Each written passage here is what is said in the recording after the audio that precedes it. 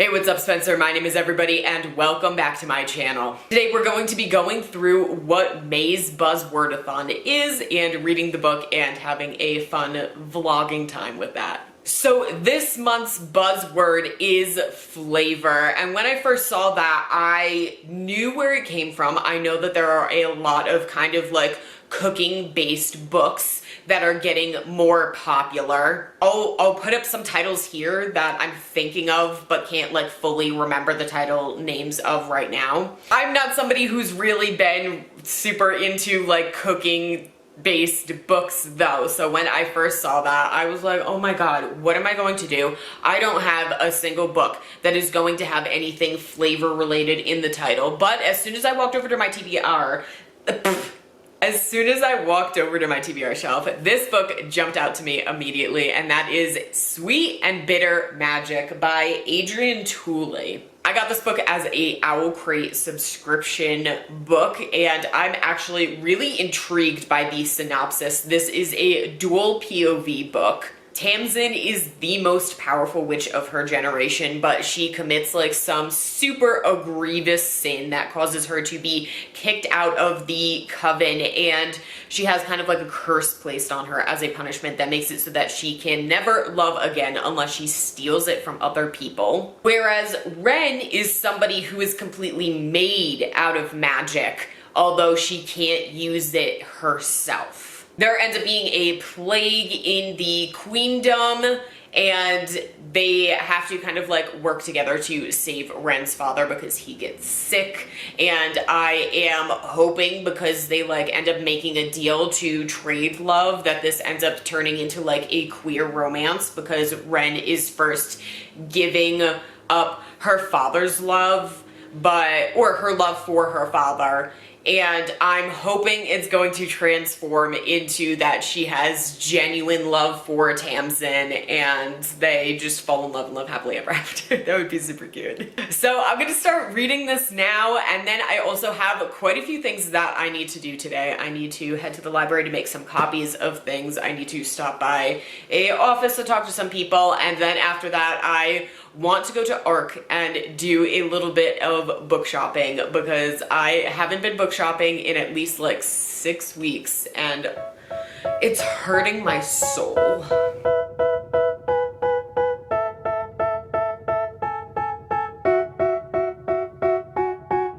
They tell me that I'm never gonna make it. They want me to do something that could make sense. They hate when I keep dreaming I'll be famous, but I don't give a fuck, I'ma keep chasing. I got all this potential that's deep inside of me, but they hate when you're successful cause they try to be. They sit there being judgmental because you're trying things, and they just want you to settle and do the right thing. So get a good job, don't slack off. Wake up every morning, make a good impression on your boss. Don't do anything that I wouldn't do, and when you're making money, make sure you don't spend it too soon. Fuck that, I'll do what I wanna do. I got a different path from everyone, and that includes you. Who are you to tell me how to live life? In these times it feels like nobody's right, yeah. So I'ma figure out what else we succeed, and then invest all of my time into that and proceed. I need whatever the hell could make me happy, and I don't think you have a clue what could that be. They tell me that I'm never gonna make it. They want me to do something that could make sense. They hate when I keep dreaming I'll be famous, but I don't give a fuck, I'ma keep chasing. They tell me that I'm never gonna make it. They want me to do something that can make sense. They hate when I keep dreaming I'll be famous, but I don't give a fuck, I'ma keep chasing. I think this life could be special if I get rid of the devils. They think that I am a rebel, I think they want me to settle. There's nobody on my level. They think that work is too stressful, I think that work is essential. The grind is all in your mental, and I don't think you understand what I'll go through just to be in control of my life soon.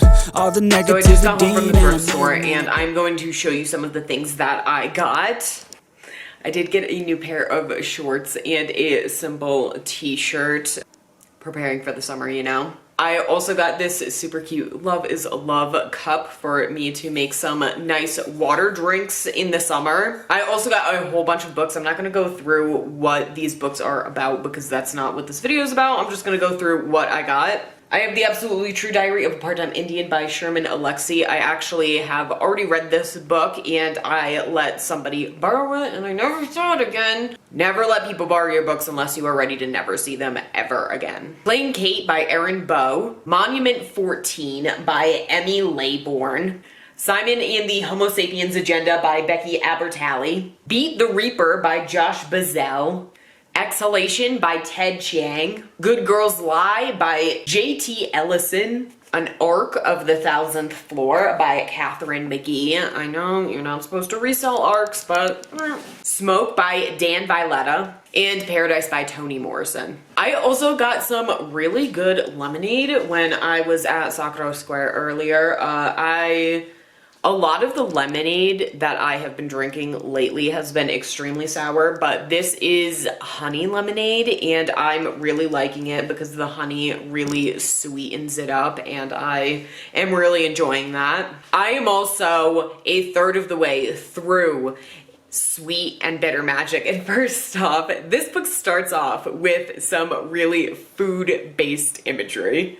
The salt was dull on Tamsin's tongue. The mild spice had meant something to her once, had made a difference when sprinkled with a deft hand on her boiled eggs or her smoked fish. Now it tasted like everything else, in that it tasted like despair, like the whisper of a faraway fire, like the rest of her stale, wasted life.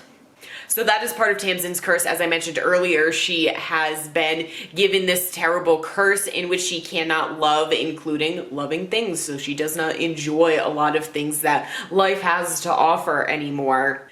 And this is because she did something that caused her sister's death. I haven't fully gotten the story. I've gotten a little bit of it so far, but not to the full extent. And Ren here is taking care of her ailing father when he gets like another illness. I guess the first one was kind of more of a mental illness because this second illness causes him to completely forget everything. That's what the second illness that is sweeping the kingdom is a dark magic is making a lot of people forget things. And so now that her father has forgotten about the death of his son and his wife, it seems like he is temporarily better because he can't be like cripplingly depressed if he can't remember what he's cripplingly depressed about. But so Ren and Tamsin have teamed up and are going to be hunting the witch that has caused this plague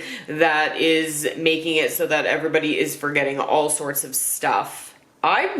I gotta tell you, I'm really liking this so far, more than I expected, and it is just, I really like the way that the author is writing the story. I really like the way that she's created these two characters and how they are linked, and I think that they are really cute, and I'm interested in seeing how their relationship evolves, because I think that I am right on the money when I am predicting that this is going to turn into a Ren loves Tamsin and her love like kind of can't ever be fully diminished, so Tamsin is kind of like cured of her curse due to Ren's love. I don't know. Ren fixes her, I guess I'm saying. I can fix her. Anyway, that's just the prediction that I have for this story, but it is going well so far. They have just started their journey of the hunt for this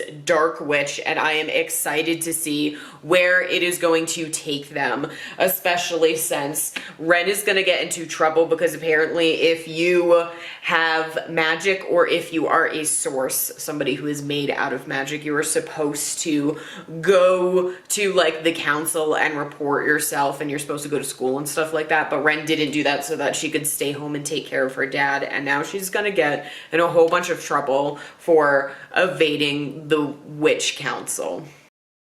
I am now about 250 pages or 2/3 of the way through Sweet and Bitter Magic, and I am still really enjoying it so far. I did get a little concerned at one point because it seemed like they were taking a while to get to the council and hadn't even started the witch hunt yet, and I felt like, oh no, the author is going to end up rushing through the witch hunt, which would be like the most important or would be the most interesting part to me, would be trying to track down the witch. But the author did a thing, and now that kind of like isn't a problem anymore. I like the direction that the story is going in. Tamsin and Ren's relationship is really cute, and I really like the way that Ren is kind of supporting Tamsin in ways that she kind of didn't really expect. And I really like how their love is kind of developing and how it is currently affecting like Tamsin's curse and stuff like that. There were also some pretty good twists in here that I wasn't really expecting, and learning about how Tamsin's like egregious thing that got her kicked out is kind of coming back. Today is a very gloomy, rainy day, so I'm hoping to try and finish this today, and hopefully we'll be able to come and check back in with you guys in a few hours when I am officially done with this.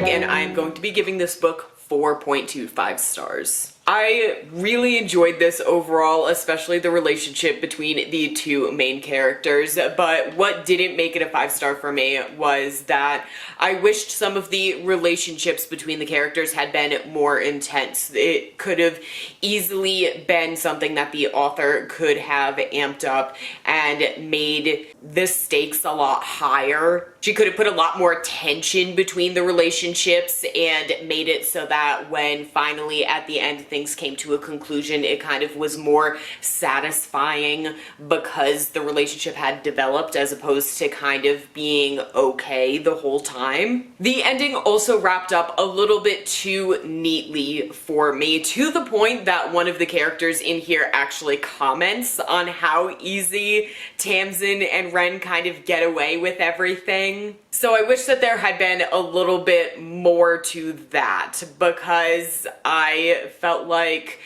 Tamsin didn't even like go and have to talk to the council directly after everything that happened. Like, she and Ren like never fully like had to stand before them and like face any sort of, I don't want to say trial or anything like that, but there should have been more scrutiny from the council, especially with what was going on. If I was on the council, I could have easily made an argument to keep Tamsin out of the coven and why she would still be dangerous. I don't know. It seems like there should have been more consequences to the actions that were going on here, especially because what happened ended up being related to something that was extremely significant that happens like earlier on in their history. I apologize if you can hear my neighbor's dogs barking. They're super annoying and they love to bark all the time. But besides that, I really liked this book to the point that I actually added 2 of Adrienne Tooley's other books to my TBR so that I can check out some of her other stuff and see what I think about that. So that is everything that I have for the Buzzwordathon for May. What did you guys think? Have you guys read Sweet and Bitter Magic? Let me know in the comments down below. But besides that, make sure you stay safe and have a fantastic day. Bye.